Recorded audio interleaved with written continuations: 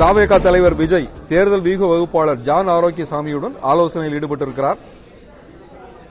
சென்னையில் தாவேகா தலைவர் விஜய் தேர்தல் வியூக வகுப்பாளர் ஜான் ஆரோக்கியசாமியுடன் ஆலோசனையில் ஈடுபட்டிருக்கிறார். வாக்கு எண்ணிக்கை நடைபெற்று வரும் நிலையில் தாவேகா தனிப்பெரும் கட்சியாக உருவெடுத்திருக்கிறது. தாவேகா தனிப்பெரும் கட்சியாக உருவெடுத்திருந்தாலும் கூட ஆட்சி அமைப்பதற்கு தேவையான அறுதி பெரும்பான்மைக்கு தேவையான அந்த மேஜிக் நம்பர் அப்படின்னு சொல்ற அந்த 118 அப்படிங்கிறது அதுக்கு கிடைக்காத ஒரு சூழல் இருக்கிறது. இந்த நிலையில தேர்தல் வியூக வகுப்பாளர் ஜான் ஆரோக்கியசாமியுடன் விஜய் ஆலோசனையில் ஈடுபட்டிருக்கிறார். ஆட்சி அமைப்பதாக இருந்தால் அடுத்து என்ன நடவடிக்கை எடுக்க வேண்டும், அறுதி பெரும்பான்மை இல்லாத நிலையில் அடுத்து என்னென்ன நடவடிக்கைகளை மேற்கொள்ள வேண்டியிருக்கும், ஆட்சியில் யாரை சேர்த்துக் கொள்ளலாம், யாரை அணுகலாம், யாரை தன்னுடைய ஆட்சியிலும் அதிகாரத்திலும் பங்கு பெற வைக்கலாம் என்பது குறித்த ஆலோசனையாக இது இருக்கக்கூடும். விஜயின் அடுத்த நடவடிக்கைகள் என்னவாக இருக்கும் அப்படிங்கறத அந்த அரசியல் வியூக வகுப்பாளரோடு சேர்ந்து அவர் ஆலோசனையில் ஈடுபட்டுக் கொண்டிருக்கிறார். ஆட்சி அமைப்பதற்கான அறுதி பெரும்பான்மை கிடைக்காத இந்த சூழலில் பெரும்பான்மை இருக்கிறது, ஆனால் அறுதி பெரும்பான்மை இல்லை. இந்த நிலையில் எப்படி அடுத்த நிலை எடுப்பது என்கிற ஒரு ஆலோசனையில் இருக்கிறார். இது குறித்த கூடுதல் தகவலை தருவதற்காக செய்தியாளர் யுவராஜ் இணைப்பில் இருக்கிறார். யுவராஜ், உங்க தகவல்கள் நீங்க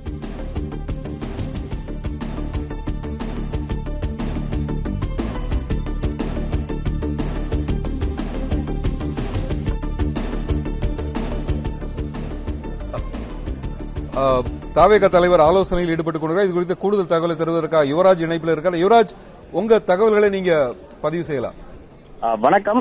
தமிழக வெற்றி கழகம் சட்டமன்ற பேரவையினுடைய தேர்தல் முடிவுகள் தற்பொழுது வெளியாகி கொண்டு வந்திருக்கக்கூடிய நிலையில் காலையில் தபால் வாக்குகள் எண்ணப்பட்டு தொடங்கப்பட்ட நிலையிலிருந்தே தற்போது வரை தொடர்ந்து தமிழக வெற்றி கழகம் முன்னிலையில் இருக்கின்றது. காலையிலேயே தமிழக வெற்றி கழகத்தினுடைய தலைவர் விஜயின் வீடான நீலாங்கரை வீட்டுக்கு காவல்துறையினர் பாதுகாப்புகள் ஏற்கனவே கொடுத்திருந்தனர். விஜய் வீட்டிற்கு சென்று வரக்கூடிய வழியெங்குமே காவல்துறையினர் தடுப்புகள் அமைத்து மிகுந்த பாதுகாப்பு பணியில் ஈடுபடுவதற்காக ஏற்பாடு செய்யப்பட்டிருந்தனர். இந்த நிலையில் தொடர்ந்து 10 மணிக்கு மேலாக தொடர்ந்து தமிழக வெற்றி கழகத்தினுடைய தலைவர் விஜய் முன்னிலை இருக்கக்கூடிய நிலையில் இங்க இருக்கக்கூடிய பாதுகாப்புகள் மீண்டும் தொடர்ந்து பலப்படுத்தப்பட்டு வந்தது. அந்த வகையில் சிஆர்பிஎஃப் அதிகாரிகளும் காவல்துறையினரும் கூடுதலாக இந்த பகுதியிலே பலப்படுத்தப்பட்டனர்.